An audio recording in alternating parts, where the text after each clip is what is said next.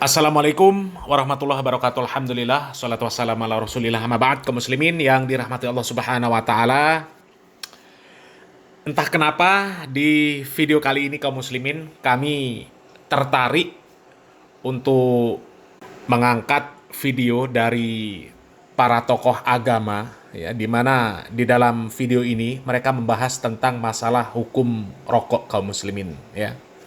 Karena memang masalah hukum rokok ini, ya, banyak sekali orang-orang yang berbicara tentang masalah hukum rokok berdasarkan hawa nafsu kaum muslimin, ya.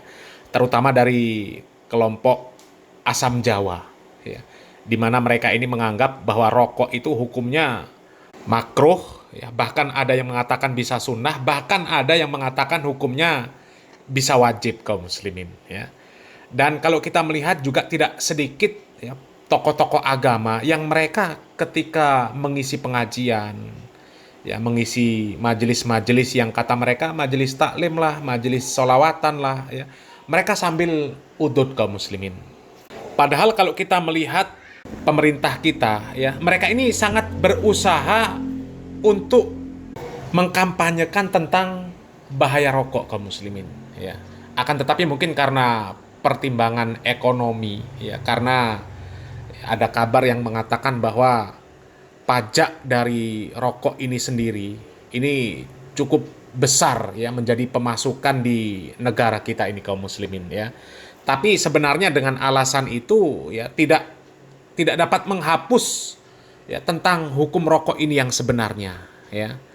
Dan dari video yang ada ini kaum muslimin, ya, video para tokoh yang berbicara tentang masalah hukum rokok ini kaum muslimin, ini ada satu video dari seorang tokoh yang sangat kelihatan, ya, ketika dia memperbolehkan rokok, itu sangat kelihatan dia hanya menggunakan akal dan hawa nafsunya kaum muslimin, ya. Dan di antara tokoh-tokoh yang ada di dalam video ini kaum muslimin, ada Pak Singa Aswaja. Tentu kita tahu siapa Singa Aswaja, ya. Ada Pak Idrus Romli, ya, kemudian ada Ustadz Adi Hidayat, ada Ustadz Abdul Somad, ya, kemudian ada Ustadz Firanda Andirja, kemudian ada Ustadz Mujiman, dan juga ada Pak Sukino, ya. Pak Sukino ini, ya, pimpinan Majelis Tafsir Al-Quran, tapi beliau sudah meninggal dunia kaum muslimin, ya, Pak Sukino rahimahullah, ya. Dan tanpa panjang lebar kaum muslimin, kita simak video tentang pembahasan masalah rokok ini kaum muslimin, ya. Dan ada satu video yang benar-benar sangat terlihat ketika dia membahas tentang hukum rokok ini hanya menggunakan akal dan hawa nafsunya kaum muslimin, ya. Tanpa panjang lebar, kita langsung saja simak videonya kaum muslimin. Ini cukup panjang kaum muslimin, ya. Mayoritas ulama fuqaha berpendapat rokok itu hukumnya makruh tanzih. Itu mayoritas. Lalu bagaimana secara kesehatan?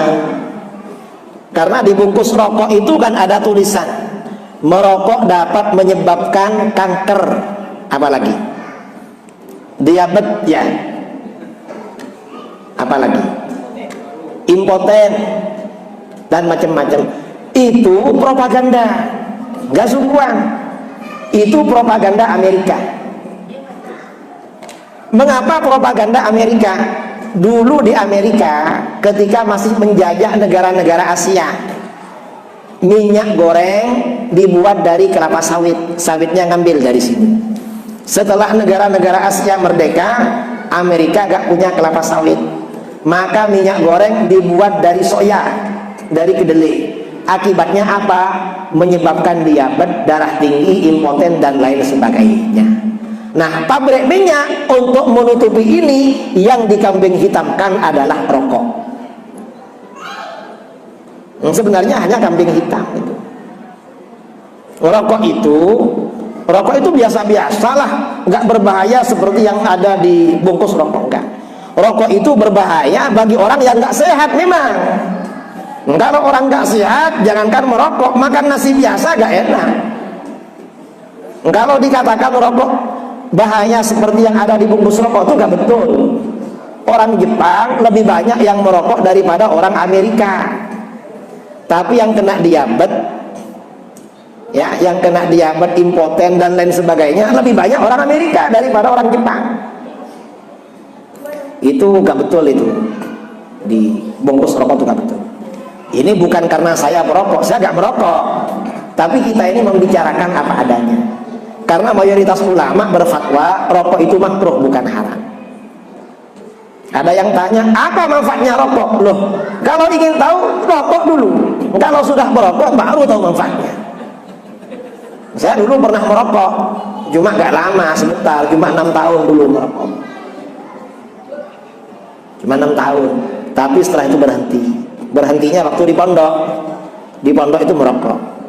Saya berhenti karena oleh guru saya, oleh kiai, dijadikan penasehat, apa namanya, yang memberi konseling, memberi ceramah pada murid-murid yang rajin merokok.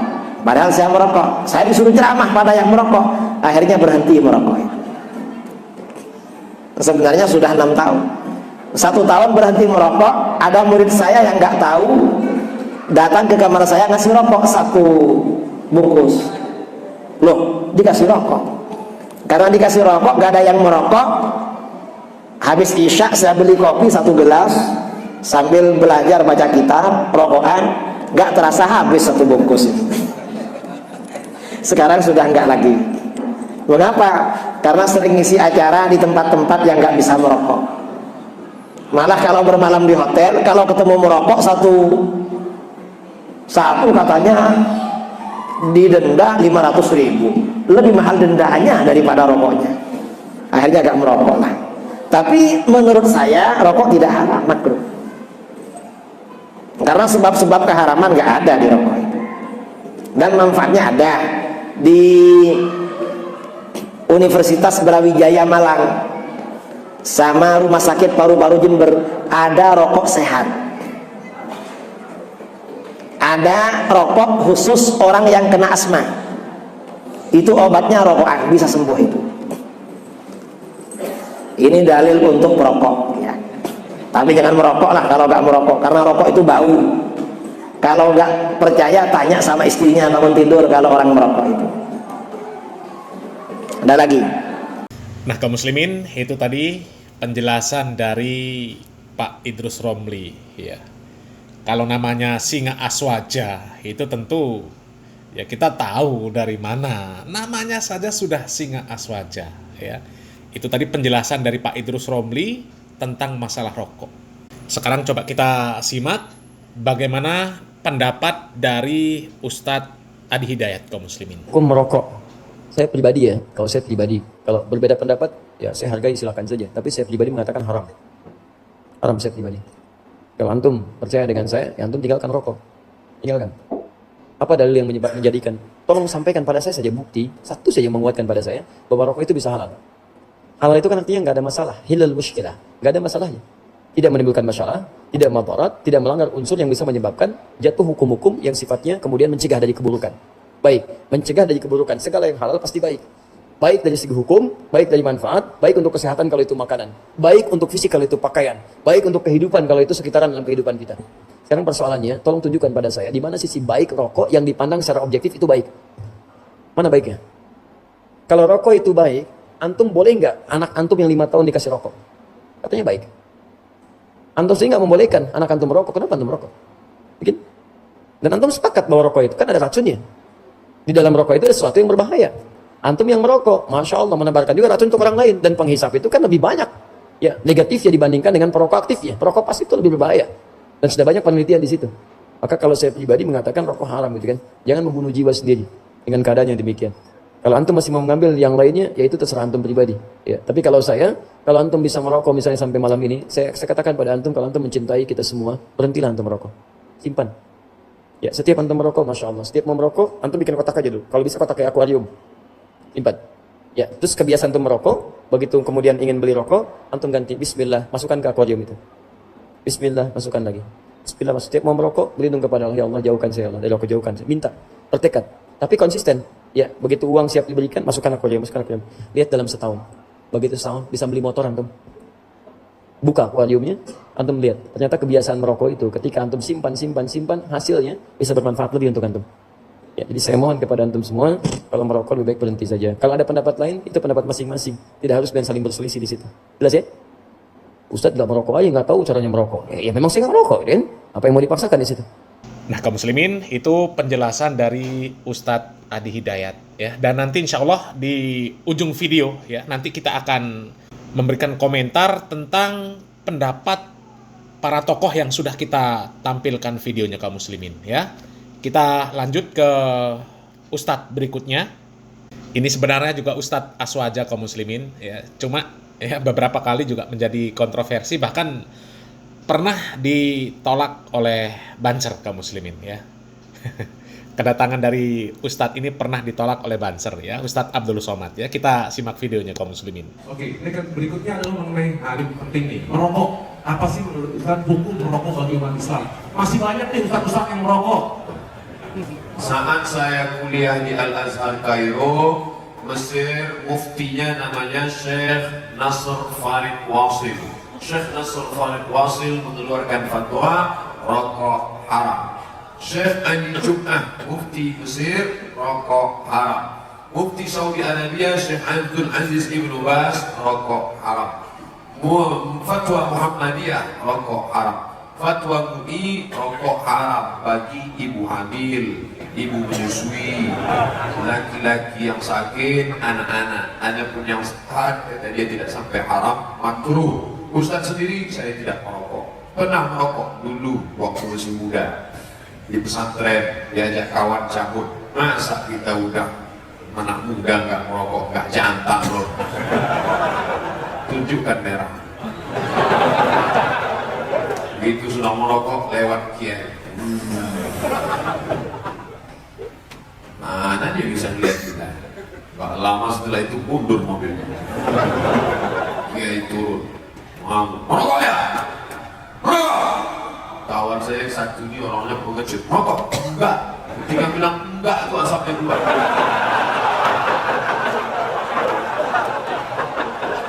Pulang ke asrama, di situ saya bernazar, ya Allah, ini nanti habis maghrib pasti akan dipanggil ini nama-nama yang merokok. Hukuman zaman itu kalau merokok, tapak tangan dipukul pakai batang sapu rotan dan kemudian digundul.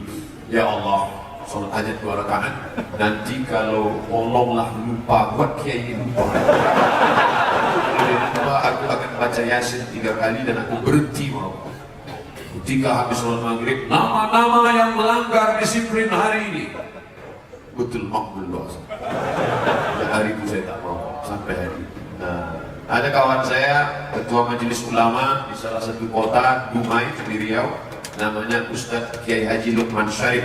Kata Kiai Haji Lukman Syarif, seorang kiai, di belakang rumahnya ada pohon nanas, ada pohon ubi, ada pohon jagung, ada pohon tembakau. Suatu malam datang segerombolan babi.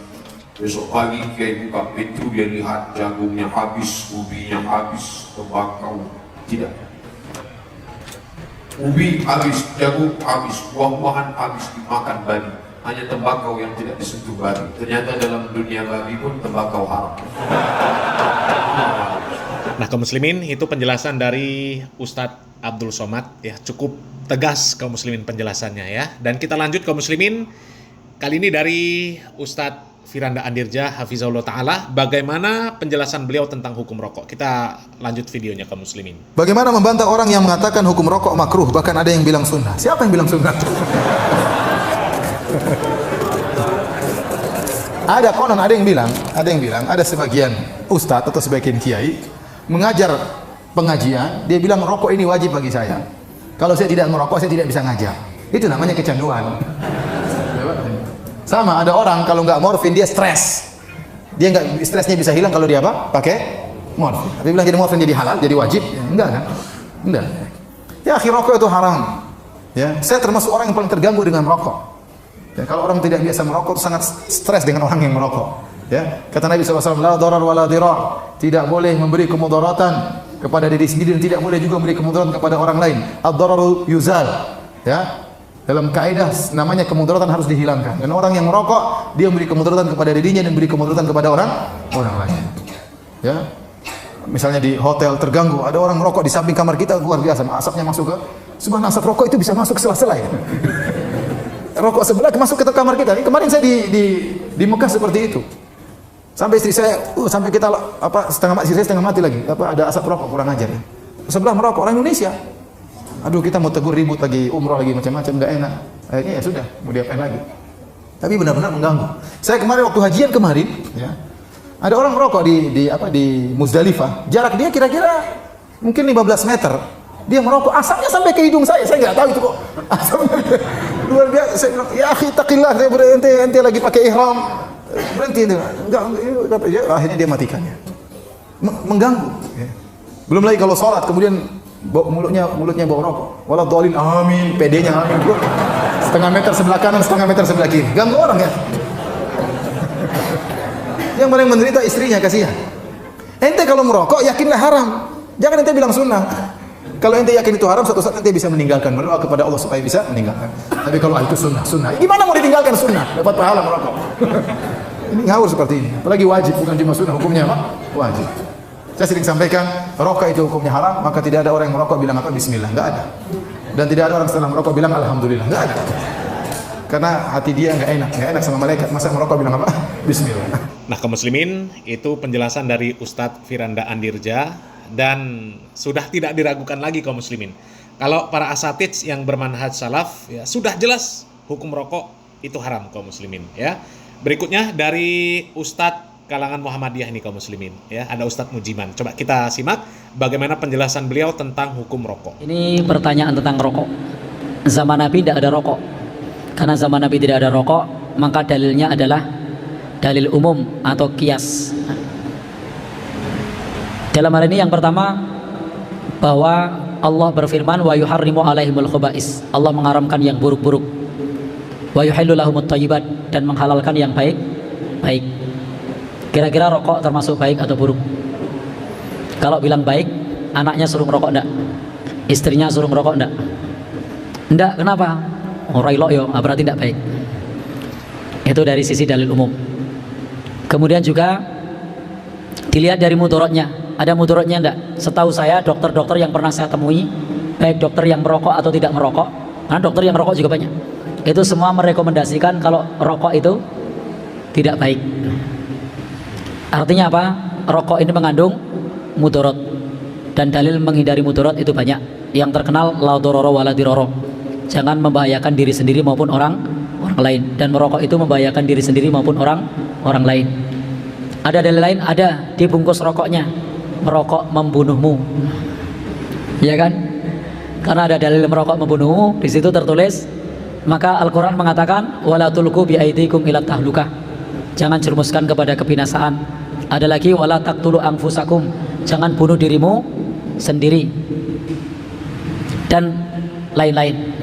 Kita ambil itu saja. Dari sisi itu, maka rokok bisa diambil kesimpulan hukumnya antara dua. Yang pertama hukumnya makruh, yang kedua hukumnya haram. Jadi rokok itu bisa hukum makruh, bisa hukum haram.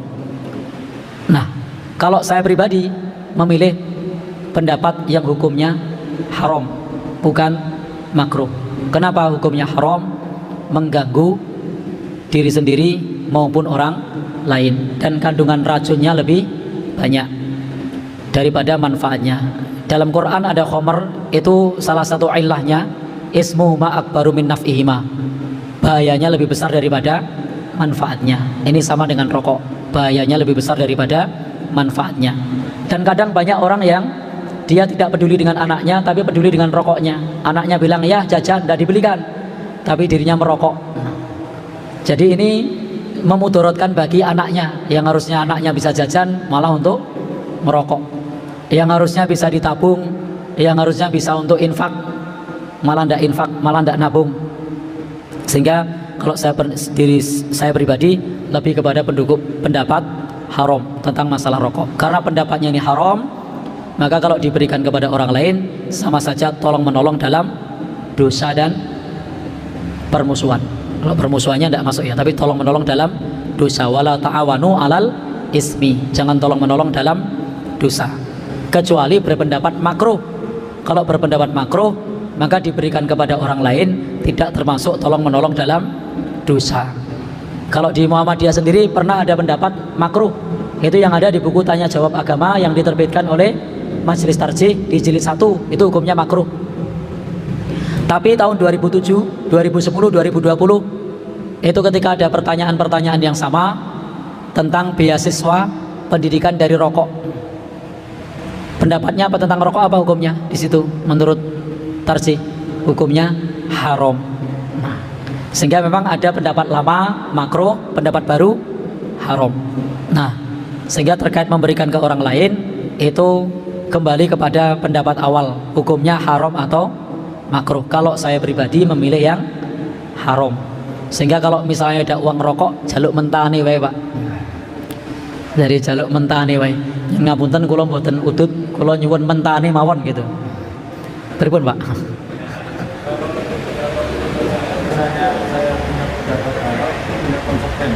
Iya, punya konsekuensi, betul. Iya.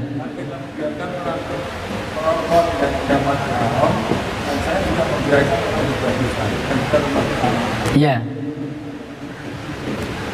Konsekuensi dari itu karena saya nggak berani melarang orang yang lain, tidak berani mengingatkan, ini ya saya berikan. Oh ya. Jadi sah-sah saja dalam istihad di dalam hal yang terkait dengan fikih itu, apalagi ini nasnya di zaman Nabi tidak ada.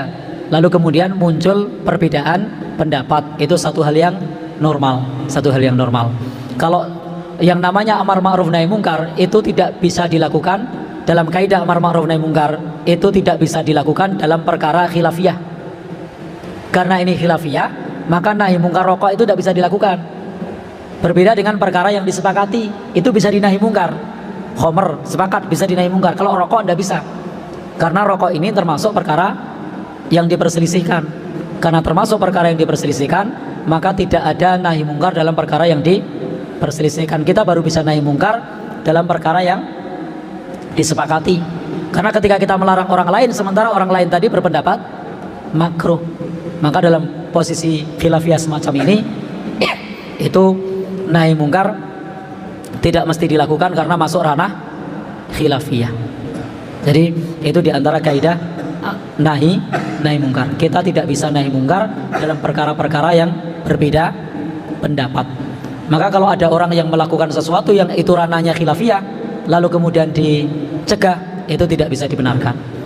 Tetapi sesuatu yang disepakati nahi mungkar itu bisa dijalankan. Jadi kalau terkait apa yang jenengan sampaikan tidak bisa mencegah, itu tidak masalah karena ini ranah khilafiyah. Jadi dalam ranah khilafiyah itu konteksnya adalah berlapang dada terhadap perbedaan pendapat. Karena kita punya pandangan haram, orang lain punya pandangan makruh, ya sudah, tidak bisa dihukumi sebagai kemungkaran karena ada beda pendapat. Bisa dipahami ya? Wallahu a'lam bishawab. Nah, kaum muslimin, itu tadi penjelasan dari Ustadz Mujiman kaum muslimin ya. Tidak jauh beda dengan penjelasan-penjelasan dari Ustadz Adi Hidayat, Ustadz Abdul Somad, Ustadz Firanda ya. Dan yang terakhir kaum muslimin, ini dari pimpinan Majelis Tafsir Al-Quran rahimallah ya. Beliau sudah nggak ada kaum muslimin ya. Tapi mudah-mudahan apa yang beliau sampaikan ini ya bermanfaat untuk kaum muslimin ya. Coba kita simak bagaimana penjelasan beliau tentang hukum rokok ini kaum muslimin. Akhir-akhir ini saya sangat resah Pak Ustadz karena di bulan April ini di desaku musim tanam tembakau. Berkenaan dengan hal itu karena saya pernah membaca majalah Durasi yang terbit tahun 2008 tentang fatwa MUI yang mengharamkan rokok. Dan beberapa minggu yang lalu Ustadz juga pernah menerangkan haramnya rokok, sama saja dengan bunuh diri dan itu haram. Setahu saya bahwa bahan utama rokok itu dari tembakau. Yang akan saya tanyakan satu, sebagai petani, kalau saya tanam tembakau apakah berdosa karena termasuk menyediakan bahan untuk rokok yang mana hukumnya haram? Yang kedua, apakah saya harus mengganti tanaman tembakau dengan yang lain, padahal musim seperti ini tembakau menjadi tanaman favorit? Terima kasih atas penerangannya Ustadz, karena besok saya akan mulai menanam tembakau, tapi sebelumnya mohon petunjuknya. Ini bagus ini. Jadi tanya sebelum berbuat itu bagus. Jangan sudah berbuat ya baru tanya. Pertama saya luruskan, sampai hari ini saya tidak pernah memfatwakan rokok itu haram. Kalau saudara tadi mengatakan MUI mengharamkan rokok, memang betul. Terus beberapa minggu yang lalu Ustaz mengharamkan rokok, tidak, saya tidak mengharamkan itu. Maka kalau dengarkan pengajian yang teliti, ya kan? Rokok dulu itu ditulis di bungkusnya itu menyebabkan kanker, gangguan janin, gangguan jantung dan sebagainya dan sebagainya. Tadi kan menyengsarakan diri kan? Sekarang ditulis malah lebih tegas lagi. Merokok membunuhmu. Kan gitu tak? Nah, terus saya terangkan. Membunuhmu berarti membunuh diri. Orang bunuh diri itu halal apa haram? Haram. Yang saya terangkan orang bunuh diri itu haram. Ya, bukan merokok haram. Orang bunuh diri itu haram. Dengan cara apapun, apa dengan cara rokok, apa dengan minum racun, apa dengan minum apa yang menjadikan bunuh diri itu haram. Dipisahkan itu ya. Jadi yang haram itu bunuh diri. Kalau ternyata rokok itu bunuh diri, berarti bunuh dirinya haram, bukan ngerokoknya. Ya, bunuh dirinya haram. Kalau nanti yang haram bunuh dirinya rokoknya nanti lah berarti bunuh diri dengan yang lain halal. Maka dengan alat apapun bunuh diri itu haram. Qur'annya mengatakan kalau kamu diberi rezeki oleh Allah, anfiqu fi sabilillah wala tulqu bi aidikum ila tahlukah. Belanjakan hartamu di jalan Allah. Diberi harta oleh Allah itu diperintah Allah untuk membelanjakan di jalan Allah. Jangan membelanjakan harta yang tujuannya menganiaya dirimu sendiri. Nah, kalau kamu beli rokok padahal rokok itu untuk membunuh diri, berarti kamu diberi belanja, diberi harta oleh Allah itu untuk menganiaya dirinya sendiri. Menganiaya dirinya sendiri itu yang haram. Tidak hanya rokok aja, kamu gunakan untuk apa aja kalau tujuannya menganiaya diri, akibatnya pembelanjaan hartamu jatuh pada penganiayaan diri sendiri, itu haram. Nah, sekarang kamu petani tembakau, kemarin warga MTA sudah saya anjurkan, ya, sampai sekarang kan belum saya tegaskan. Karena rokok itu sangat membahayakan, maka seluruh warga MTA jangan ngerokok. Yang masih belum bisa meninggalkan rokok, tolong ngajinya berhenti dulu. So nek wis leren sing ngerokok baru ngaji lagi, bukan dikeluarkan. Polnya sing ngerokok. Wane wis rokok wis pol, marem lah, mandek lagi ngaji meneh. Lah so nek pol rokoknya terus jantungnya pedot ya wis rasa ngaji. Ya kan? Nah, di samping itu, karena rokok itu terbukti membahayakan, maka seluruh warga MTA saya anjurkan mulai sekarang dikurangi jual rokoknya. Nanti pada akhirnya saya larang untuk berjualan rokok. Menerima itu juga ada yang resah. Ada yang resah, tapi ada yang bismillah. Karena anjuran Ustadz itu berdasarkan Quran dan Sunnah, bismillah. Akhirnya padahal itu ada saudara laporan pada saya, pimpinan MTA di daerah Sragen. Rokok itu omsetnya paling besar. Rokoknya. Mulai ya perintah langsung stop. Saya padahal belum perintah untuk stop, dia sendiri stop. Ketika nyetop tidak jual rokok, separuh omsetnya udah menurun. Terus akhirnya dia, kalau saya tidak jual rokok, untuk ganti jual rokok apa? Akhirnya katanya laporan pada saya ganti makanan kecil-kecil. Ganti buat makanan kecil. Alhamdulillah ternyata sekarang hasilnya jual rokok dengan jualan makanan kecil itu lebih besar hasilnya jual makanan kecil tadi.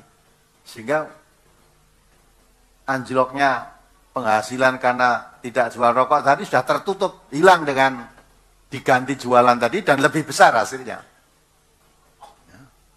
Maka saudara petani tadi nggak usah resah. Kalau kamu meyakini itu suatu kebenaran, ben kancane nandur mbako kowe nandur telo apa gitulah. Apa yang jelas menguntungkan? Karena rezeki itu dari Allah. Ya. Yang menanam mbako itu petani-petani banyak yang tidak tanam mbako ya. Baik itu kok. Ben kono do nandur bako karena saya ya bako itu sangat membahayakan jadi rokok. Jadi ya sudah saya lebih baik tanam apa aja lah yang bukan bako, tanduri apa ya. Nah, insya Allah nanti yang menumbuhkan itu Allah, menumbuhkan tanaman yang ditanam itu yang menumbuhkan Allah. Ya, hasilnya baik atau tidak Allah juga yang menentukan. Ya. Kan tane itu, bako kabeh panen bako kabeh harganya mesti amblek nanti kabeh panen bako. Nah, alhamdulillah kabeh do dodol bako, lah kowe tanduri lombok dhewe. Wes kancane dodot kowe kepedesen. Kan harga lombok mahal juga akhirnya. Dah, insya Allah Allah memberi rezeki itu tidak dari satu arah. Tidak usah resah, yakin aja lah. Idza azamta fatawakal ala Allah. Jangan coba-coba. Untuk kepada Allah jangan coba-coba. Bismillah. Saya hijrah dari tanaman yang merugikan manusia kepada yang menguntungkan manusia. Nanti Allah akan yang memberikan hasilnya. Belum tentu kok nandur bako mesti apik ya, belum tentu. Banyak juga yang petani tembakau mengeluh juga banyak kan. Nah, kalau kamu tidak nanam bako, nanti andai kata petani mengeluh, kamu tidak termasuk. Karena tidak menanam kok. Ya, tanaman apa yang kira-kira bisa? Insya Allah kalau niatnya lurus, Allah menggantinya. Nah, kaum muslimin, itu penjelasan tentang hukum rokok dari 6 orang tokoh agama kaum muslimin. Ya. Ada Pak Idrus Romli, Singa Aswaja, ada Ustadz Adi Hidayat, Ustadz Abdul Somad, ya, Ustadz Firanda Andirja, Ustadz Mujiman, dan juga dari Pak Sukino rahimahullah kaum muslimin. Ya. Dan dari penjelasan ke-6 tokoh ini kaum muslimin, ya, sangat jelas yang ketika menjelaskan tentang hukum rokok hanya dengan akal dan hawa nafsu, ya, itu hanya Pak Singa Aswaja kaum muslimin. Ya, hanya Pak Singa Aswaja, ya, menyebutkan itu propaganda Amerika, ya, mengatakan rokok itu baik, ya. Padahal dia sendiri mantan perokok, jelas mantan perokok, ya. Dan seandainya rokok itu baik, ya tentu Pak Idrus Romli harus meneruskan. Baik kok, nggak ada masalah kok, ya. Tapi jelas kaum muslimin ya, dari penyampaian Pak Idrus Romli, ya, beliau jelas menggunakan akal dan hawa nafsu. Ya, berbeda dengan Ustadz Adi Hidayat, Ustadz Abdul Somad, ya, kemudian Ustadz Firanda, Ustadz Mujiman, ya, Pak Sukino rahimahullah, ya, sangat berbeda jauh kaum muslimin. Ya. Kalau mereka jelas menggunakan dalil kaum muslimin, baik itu dari Al-Quran maupun dalil dari Sunnah. Ya. Mereka menjelaskan bahwasanya Nabi Muhammad SAW itu diutus, ya, untuk menjelaskan bahwasanya yang baik-baik itu dihalalkan, yang buruk-buruk itu diharamkan. Dan jelas kaum muslimin, ya, Pak Idrus Romli itu jelas menentang hasil penelitian dari para ahlinya kaum muslimin, ya. Seluruh ilmu kedokteran menyatakan itu tidak baik, ya, merugikan kesehatan, menyebabkan kanker, serangan jantung, hipotensi, gangguan kehamilan dan janin, ya, bahkan sampai sekarang rokok membunuhmu. Ya, itu kan cukup jelas kaum muslimin. Bahkan Pak Idrus Romli menyatakan pernah mau didenda, ya. Coba, ya kalau memang itu baik, nggak ada masalah, ya tentu nggak akan didenda, ya. Ya. Ya, kalaupun Pak Idrus Romli masih membela bahwa hukumnya makruh itu tetap diutamakan untuk ditinggalkan, dijauhi, ya, bukan untuk dikerjakan. Ya, mereka ini ketika dihadapkan dengan yang sunnah-sunnah, ditinggalkan dengan alasan itu cuma sunnah, ya, memelihara jenggot, ya, menaikkan celana di atas mata kaki. Ya, mereka mengatakan itu cuma sunnah, tapi untuk ditinggalkan, sementara jelas makruh untuk dilaksanakan. Ini kan konyol kaum muslimin. Ya, sangat terlihatlah kalau penjelasan Pak Idrus Romli itu menggunakan hawa nafsu kaum muslimin, ya, berbeda dengan yang lain, ya. Kalau yang lain jelas menggunakan dalil, ya, dalil Al-Quran, dalil hadis, ya. Di dalam Al-Quran jelas Allah Subhanahu wa taala mengatakan di dalam surat Al-A'raf ayat 157, ya, alladzina yattabi'una ar-rasulan nabiyyal ummi alladzi yajidunahu maktuban indahum fit Taurat wal Injil ya'muruhum bil ma'ruf wa yanhahum 'anil munkar wa yuhillu lahumut thayyibat wa yuharrimu 'alaihimul khaba'its. Itu juga jelas kaum muslimin. Ya. Kemudian dijelaskan juga oleh Ustadz Abdul Somad ya, bahwasanya fatwa dari ulama Mesir, fatwa dari ulama Saudi, ya, fatwa dari Mufti Al-Azhar, itu jelas mereka mengatakan haram. Ya, mengatakan haram. Ya. Dan kalau kita menyimak penjelasan dari Ustadz Adi Hidayat, Ustadz Abdul Somad, ya, Ustadz Mujiman, Ustadz Firanda, ya, Pak Sukino, ya, jelas. Di dalam Al-Quran juga dikatakan, wala taqtulu anfusakum innallaha kana bikum rahima. Dan janganlah kalian membunuh dirimu, sesungguhnya Allah Maha Penyayang kepadamu. Sedangkan di dalam rokok itu jelas tulisannya merokok membunuhmu. Itu sama dengan membinasakan diri. Ya. Nabi Muhammad SAW mengatakan la darara wala dirara. Ya, tidak boleh ya memudoroti diri sendiri dan juga orang lain, nggak boleh. Ya. Dan jelas kaum muslimin, seluruh ahli kesehatan mereka sepakat bahwasanya merokok itu ya tidak baik. Ya.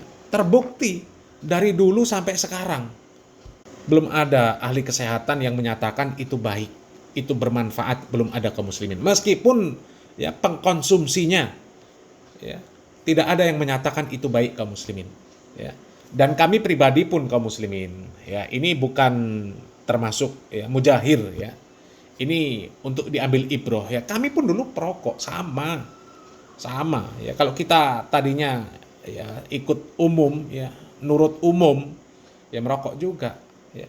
Dan kami merasakan setelah meninggalkan rokok itu di badan lebih terasa sehat ya. Bau mulut juga tidak sebusuk ketika menghisap udut kaum muslimin ya.